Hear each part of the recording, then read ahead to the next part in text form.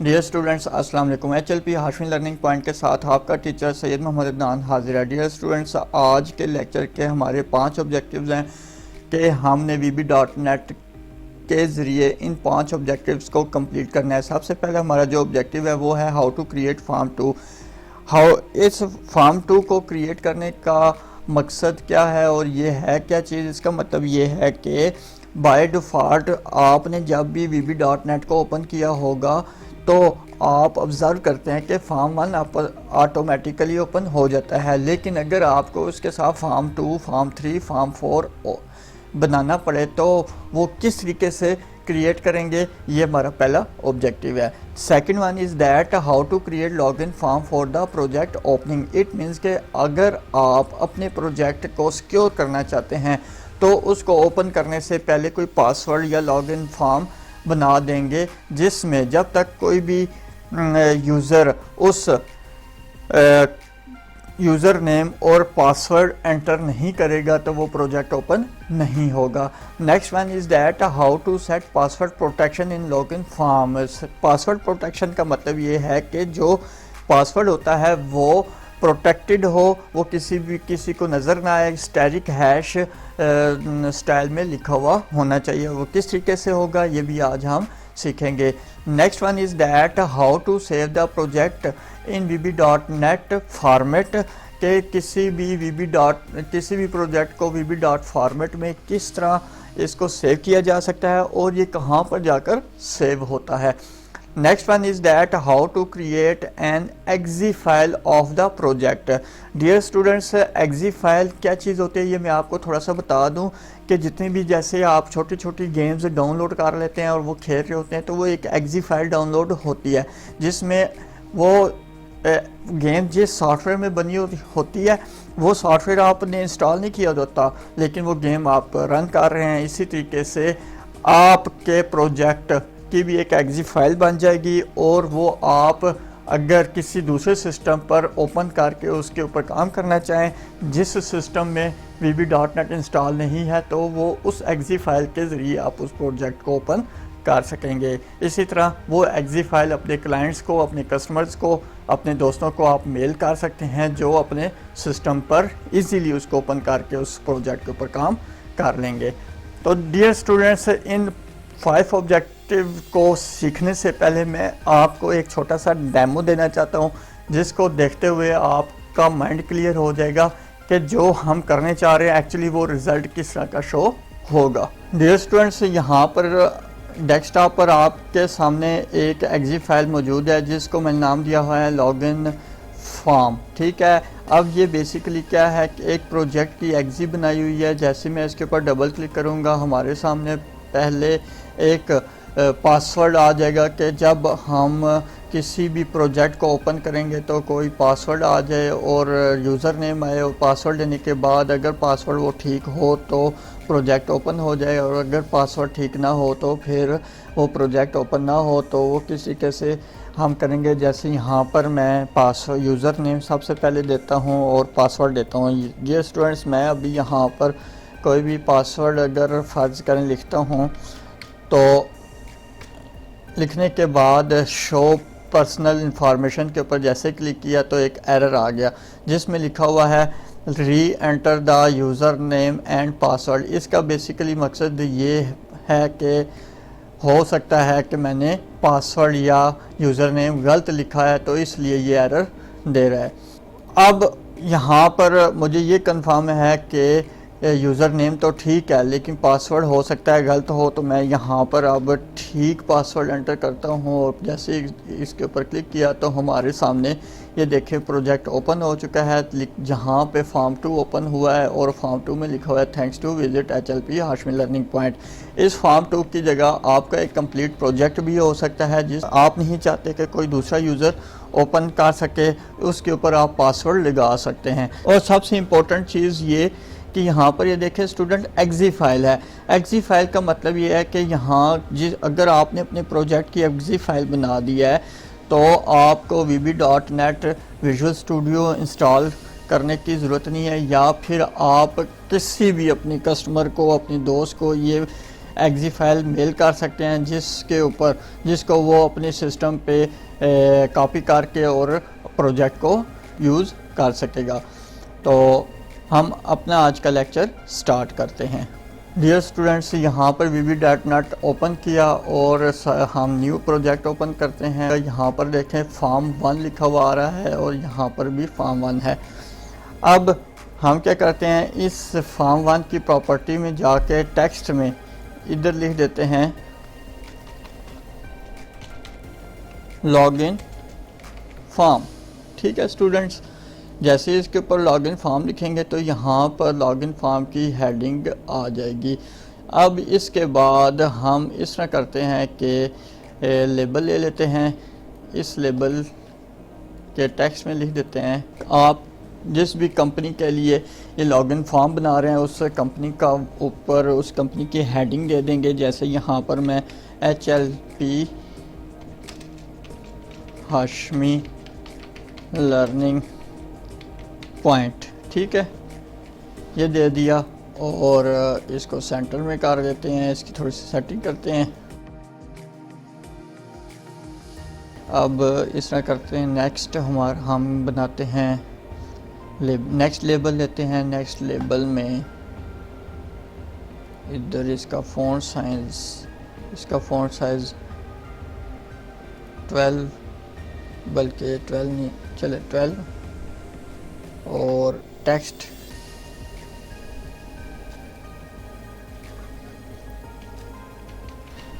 Enter user name, और इसी को मैं कंट्रोल के साथ नीचे ड्रैग कर लेता हूँ तो ये कॉपी पेस्ट हो जाएगा। इसका हम लिख देते हैं एंटर पासवर्ड।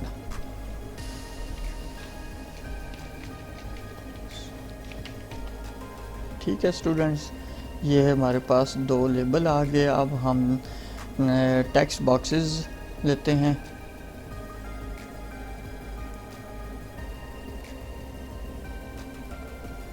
और इस टेक्स्ट बॉक्स को कंट्रोल के साथ ड्रैग किए तो ये कॉपी पेस्ट हो गए। अब एक बटन लेते हैं हम। बटन के ऊपर लिख लेते हैं शो द पर्सनल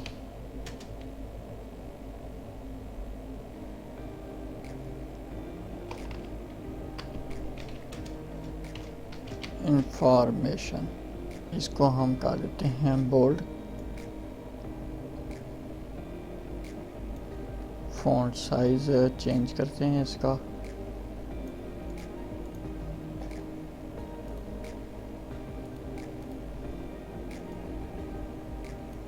ठीक है स्टूडेंट्स, ये हमारे सामने एक सिंपल सा फॉर्म बन चुका है।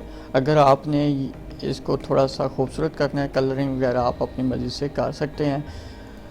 डियर स्टूडेंट्स, यहाँ पर देखें, ये हमारे सामने जो टेक्स्ट बॉक्स है इसका जो नाम है वो टेक्स्ट बॉक्स 1 है और इस टेक्स्ट बॉक्स का नाम टेक्स्ट बॉक्स 2 है। ठीक है, अब हम ये चाहते हैं कि user name and password enter होने के बाद जैसे ही इसके ऊपर क्लिक करें तो हमारे सामने पर्सनल इंफॉर्मेशन आ जाए या सेकंड फॉर्म ओपन हो जाए। सेकंड फॉर्म ओपन करने से पहले हमें सेकंड फॉर्म क्रिएट करना पड़ेगा। अब हम देखते हैं कि सेकंड फॉर्म किस तरीके से क्रिएट करते हैं। डियर स्टूडेंट्स, यहाँ पर राइट साइड पर आपको लिखा हुआ नज़र आ रहा होगा विंडोज़ एप्लीकेशन 1। ठीक है, इसके ऊपर आप राइट क्लिक करें और यहाँ पर ऐड के बटन पे जाकर न्यू आइटम के ऊपर आपने क्लिक करना है। जैसे क्लिक करेंगे आपके सामने ये विंडो ओपन हो जाएगी। इसमें आपने विंडो फॉर्म्स को सिलेक्ट करना है और यहाँ पर विंडो फॉर्म सिलेक्ट होना चाहिए और ऐड के ऊपर जैसे क्लिक करेंगे फॉर्म 2 ऐड हो जाएगा। अब इस फॉर्म 2 का भी यहाँ पर टेक्स्ट चेंज कर लेते हैं। इधर लिख देते हैं पर्सनल इंफॉर्मेशन। ठीक है, तो यहाँ पर हमारे सामने पर्सनल इंफॉर्मेशन आ चुकी है। यहाँ इस फॉर्म के ऊपर जो भी पर्सनल इंफॉर्मेशन आप देना चाहते हैं वो दे सकते हैं। मैं सिंपल कोई भी एक टेक्स्ट लिख देता हूँ ताकि आपको अंडरस्टैंड हो सके कि ये फॉर्म कौन सा है।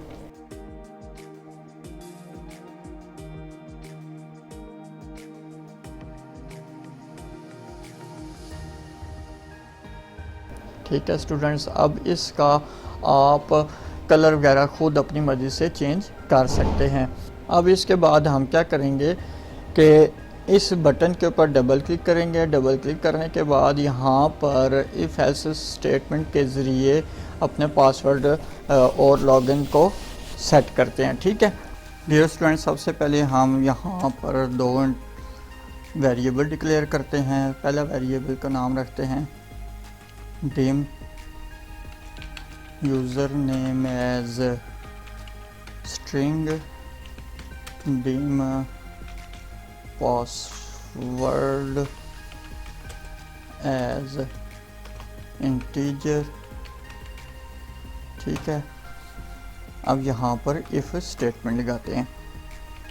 इफ़ नहीं, सबसे पहले हम यहाँ पर डिक्लेयर करते हैं कि यूज़र नेम जो वेरिएबल दिया है इसको हम सबसे पहले user name equal to text box 1 dot text के बराबर कर दिया and password equal to text box 2 dot text. ठीक है स्टूडेंट्स, अब इसके बाद इफ़ स्टेटमेंट लगाते हैं। If user name equal to HLP, ये यूज़र नेम होगा। ठीक है, and password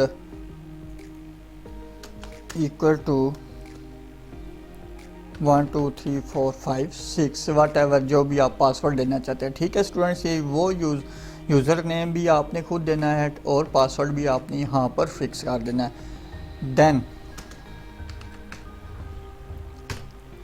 then form 2 dot show. ठीक है, इसका मतलब है कि यूज़र नेम HLP हो और पासवर्ड 1 2 3 4 5 हो तो फिर फॉर्म 2 ओपन हो जाए, एल्स ये मैसेज आ जाएगा message box dot show reenter the value of reenter the user name and password. ठीक है, और फिर उसके बाद मैसेज बॉक्स का जो लेबल है उसको वार्निंग दे देते हैं। Message box buttons and message box icons dot warning, और यहाँ पर ब्रैकेट क्लोज। ठीक है स्टूडेंट्स, अब जैसे मैं यहाँ पर रन करता हूँ, हमारे सामने ये देखें फॉर्म रन हो गया। इधर मैं पासवर्ड एंटर करता हूँ, enter the user name HLP and password is 1 2 3 4 5। और जैसे अब यहाँ पर देखें एंटर पासवर्ड, ये पासवर्ड शो हो रहा है। ठीक है, अब देखें शो द पर्सनल इंफॉर्मेशन, इसके ऊपर जैसे क्लिक करेंगे तो ये देखें हमारे सामने ये ओपन हो जाएगा फॉर्म। लेकिन फ़र्ज़ करें ये पासवर्ड मैं गलत एंटर कर देता हूँ तो क्या होगा कि फॉर्म ओपन नहीं होगा। री enter the user name and password इस तरीके से आ जाएगा।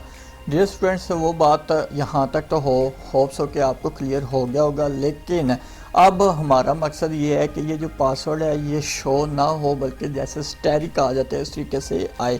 तो उसके लिए हम क्या करते हैं, यहाँ पर फॉर्म 1 में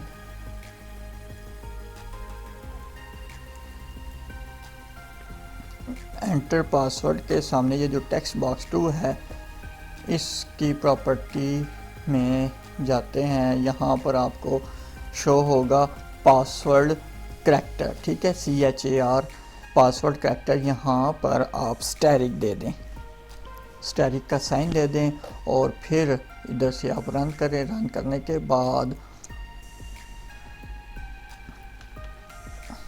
ये लिखा और पासवर्ड देते हैं हम 1 2 3 4 5। तो यहाँ पर देखें स्टूडेंट्स, अब पासवर्ड शो नहीं हो रहा, ठीक है। इसके ऊपर जैसे क्लिक करेंगे तो ये फॉर्म ओपन हो जाएगा।